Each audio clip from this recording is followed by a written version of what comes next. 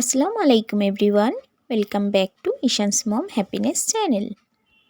আজ বানাবো মটরশুঁটি বা কড়াইশুঁটির ঘুগনি। তার জন্য আমি মটরশুঁটিগুলোকে এইভাবে করে ছাড়িয়ে নিয়েছি। ওভেনের মধ্যে একটা কড়াই বসিয়ে দিয়েছি। কড়াই গরম হয়ে গেলে আমি দিয়ে দিচ্ছি সরিষার তেল। তেলটা একটু গরম হয়ে গেলে আমি কেটে রাখা পেঁয়াজগুলোকে এর মধ্যে দিয়ে দেব। পেঁয়াজগুলোকে আমি দিয়ে দিচ্ছি। এখানে আমি 1 বাটি পেঁয়াজ নিয়েছি, আপনারা একটু কম বেশি করে নিয়ে নিতে পারেন। এরপর পেঁয়াজগুলোকে আমি তেলের উপর একটু নাড়াচাড়া করে নেব। পেঁয়াজগুলোকে আমি লাল লাল করে ভাজবো না, জাস্ট একটু নরম করে ভেজে নেব। তো পেঁয়াজগুলোকে আমি তেলের উপর 1 থেকে 2 মিনিট এইভাবে নাড়াচাড়া করে নিয়েছি। তো পেঁয়াজগুলো অনেকটা নরম হয়ে এসছে। এরপর আমি কেটে রাখা টমেটোগুলোকে এর মধ্যে দিয়ে দেব। টমেটোগুলো দেওয়ার পর আমি আরও 2 থেকে 3 মিনিট এইভাবে নাড়াচাড়া করে নেব।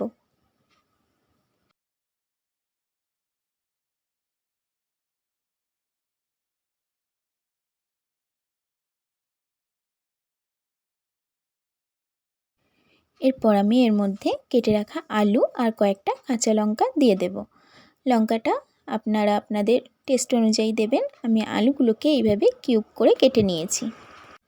সবগুলোকে আমি খুব ভালোভাবে একটু ভাজা ভাজা করে নেব তেলের উপর। 2 থেকে 3 মিনিট আমি এইভাবে নাড়াচাড়া করে নেব।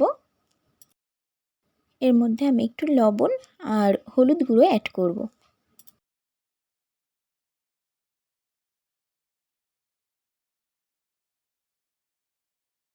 লবণ আর হলুদ গুঁড়ো দেওয়ার পর আমি আরেকটু নাড়াচাড়া করে নেব। আর 1 মিনিট মতো এটাকে নাড়াচাড়া করে নিয়ে এর মধ্যে আমি ছাড়িয়ে রাখা মটরশুঁটিগুলোকে দিয়ে দেব।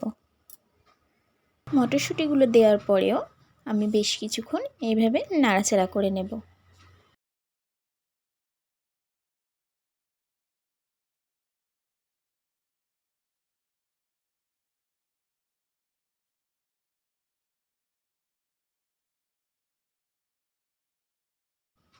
তো শীতকালে এখন মটরশুঁটিটা একটু বেশিই পাওয়া যায়। তো এরকম মটরশুঁটির ঘুগনি খেতে কে কে ভালোবাসেন অবশ্যই কমেন্টে জানাবেন। তো আমি 1 টিস্পুন আদা রসুনের পেস্ট অ্যাড করে দিলাম। দিয়ে আবারও কিছুক্ষণ আমি নাড়াচাড়া করে নিচ্ছি। অল্প একটু পানি দিয়ে আমি কষিয়ে নেব এগুলোকে। তো এই মটরশুঁটির ঘুগনিটা শুধু শুধু খেতে যেরকম ভালো লাগে সেরকম ভাত, রুটি বা মুড়ির সঙ্গেও খেতে ভীষণই ভালো লাগে। আপনারা অবশ্যই একদিন ট্রাই করে দেখতে পারেন। তো এরপর আমি মটর আর আলুগুলো সিদ্ধ হওয়ার জন্য কিছুটা পানি অ্যাড করে দেব। তো এটা আমি একটু মাখা মাখা করব, তো সেই জন্য আমি 1 কাপ আর তার থেকে একটু বেশি পানি অ্যাড করলাম। এরপর আমি এটাকে ঢাকা দিয়ে 10 মিনিট হাই ফ্লেমে রান্না করে নেব। মটরশুঁটি খুব তাড়াতাড়ি সিদ্ধ হয়ে যায়। তো 10 মিনিট রান্না করে নিলেই রান্নাটা কমপ্লিট হয়ে যাবে।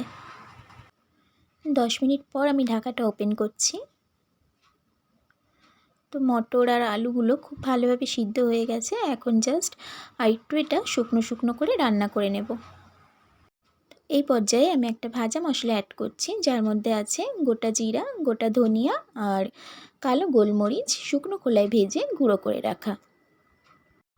মশলাটা দেওয়ার পর আমি আরও 2 মিনিট এটাকে এইভাবে হাই ফ্লেমে রান্না করে নেব। আমি আর কোনো ঢাকা দিয়ে রান্না করব না, এইভাবেই জাস্ট হাই ফ্লেমে রান্নাটা করে নেব। 2 মিনিট রান্না করার পর আমি কিছুটা ধনিয়া পাতা এর মধ্যে অ্যাড করে দিচ্ছি। এরপর আমি জাস্ট আর 1 মিনিট রান্না করব। রেসিপি কেমন লাগলো অবশ্যই কমেন্টে জানাবেন। আমার রেসিপি ভালো লাগলে ফ্রেন্ডস বা ফ্যামিলির মধ্যে শেয়ার করতে পারেন। তো রান্নাটা আমার কমপ্লিট হয়ে গেছে। গ্যাসের ফ্লেমটাকে আমি অফ করে দেব। এরকম ধরনের আরও রেসিপি দেখতে চাইলে আমার চ্যানেলটাকে সাবস্ক্রাইব করে রেখে পাশে থাকা বেল আইকনটা প্রেস করে রাখতে পারেন, যাতে করে যখনই কোনো নতুন ভিডিও আপলোড করব আপনার কাছে নোটিফিকেশান পৌঁছে যাবে। যারা অলরেডি কাজটা করে রেখেছেন তাদেরকে থ্যাংক ইউ সো মাচ। তো রান্নাটা আমার কমপ্লিট হয়ে গেছে। একটা সার্ভিং বোলের মধ্যে এটাকে আমি সার্ভ করে নেব। আবারও দেখা হবে নতুন কোনো ভিডিওতে নতুন কোনো রেসিপির সাথে। ওপর থেকে একটু পেঁয়াজ আর এক টুকরো নারকেল দিয়ে ডেকোরেশন করে নিচ্ছি। আল্লাহ হাফেজ। আল্লাহ ব্লেস অল অফ ইউ।